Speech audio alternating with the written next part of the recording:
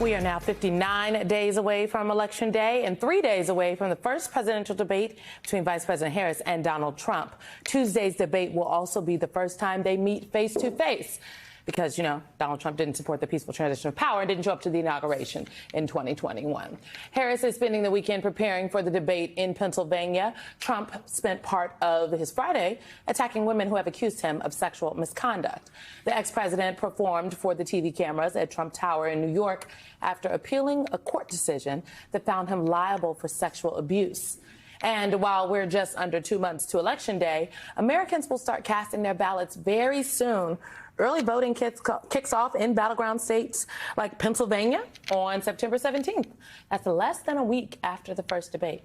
Joining us now is MSNBC political analyst Basil Schmeichel. He is a professor of practice at the School of Professional Studies at Columbia University. Basil, welcome. We're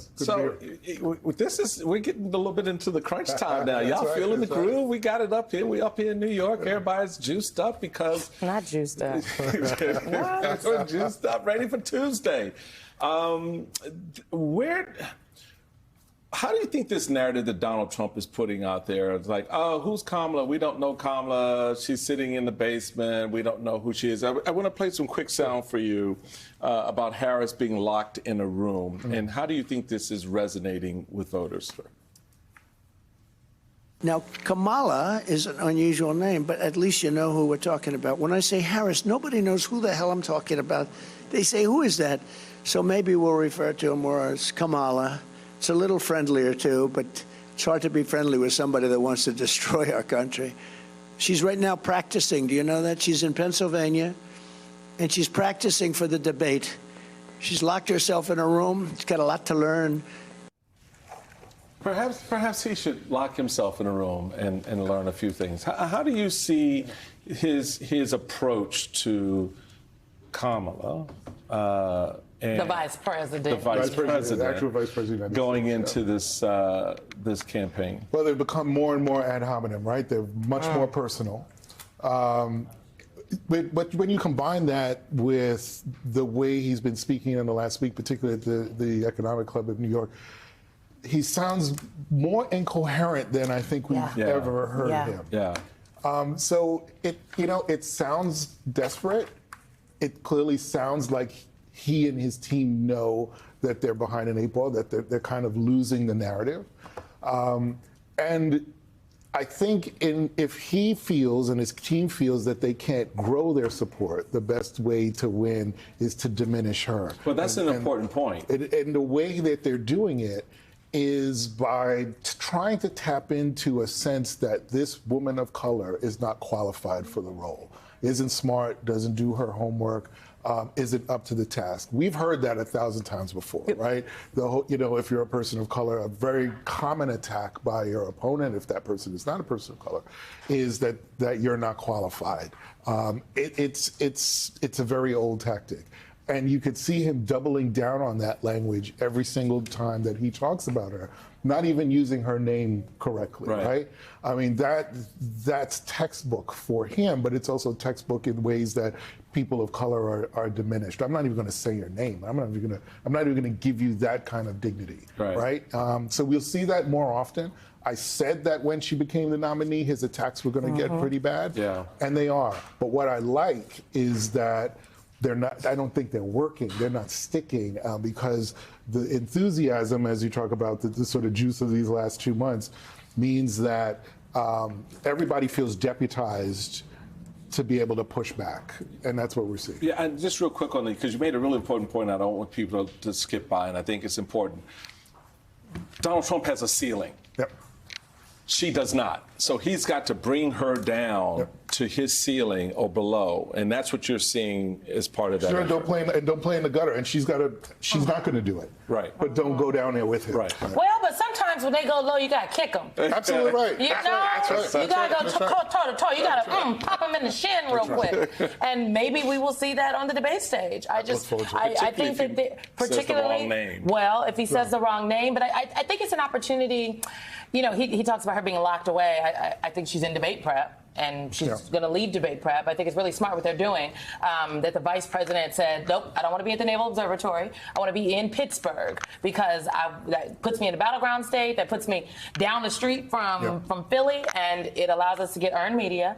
And frankly, they have to go out. They got to get lunch somewhere. That's an off the record stop that will again create more news. Something that you said made me think about. That there's Donald Trump's strategy and then there's his campaign strategy, and I feel like that the two are not meshed because I feel like his campaign would love for him to talk about the issues. That's why they sent him to the Economic Club this week. They set up this whole thing for him to talk smart about the economy. Oh my gosh, it was gibberish. No spin. It was gibberish. Child care is child care, and we're going to pay for it with tariffs. And I was like, now, I took a little economics in school, but this is not computing, sir.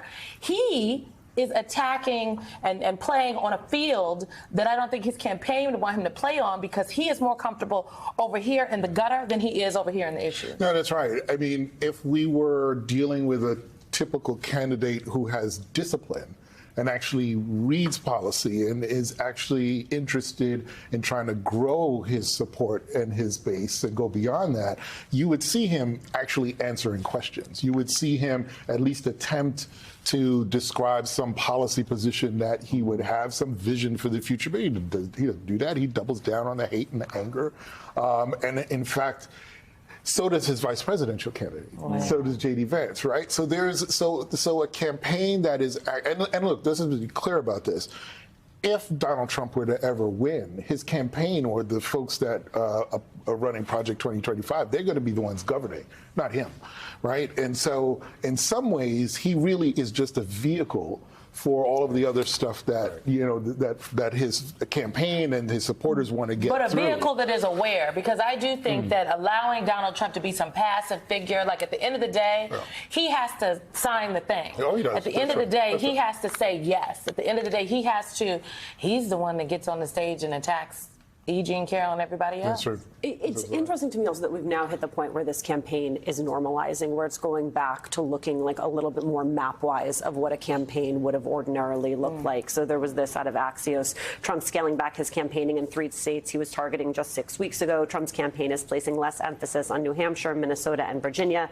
Instead, it's pouring resources into the blue wall states, Pennsylvania, Michigan, and Wisconsin, that are crucial to both sides' chances of victory. When I hear you talk, Basil, about the way in which he is getting in the gutter, part of that is out of desperation, which is he knows his path to victory is now narrowing. It is narrowing. I mean, Georgia's in play, North Carolina's in play. You know, I'm getting emails that Florida's in play. Texas is a lot closer to everything.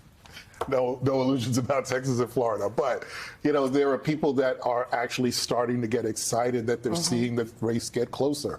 If you consider the money that she's raised, that means that she can force him to spend money in places he didn't think that he needed to. $300 million in the month of August. Absolutely. That's a crazy number. I mean, it's unbelievable. I don't want to skip the loop past Florida and Texas. So They got Senate races. There's important Senate races. There's important Senate races, number one. Number two, those are like, oh, we got Florida and Texas on the show. Okay, we're good on the Republican side, right? We don't think about that. If this campaign and their internal numbers are showing them that they're going to have to do a little dancing on the, look, there's no, you know, to your point, no illusions of winning Texas or Florida. Right. But spend money. If they got to spend money in Texas, Republicans are in Texas and Florida.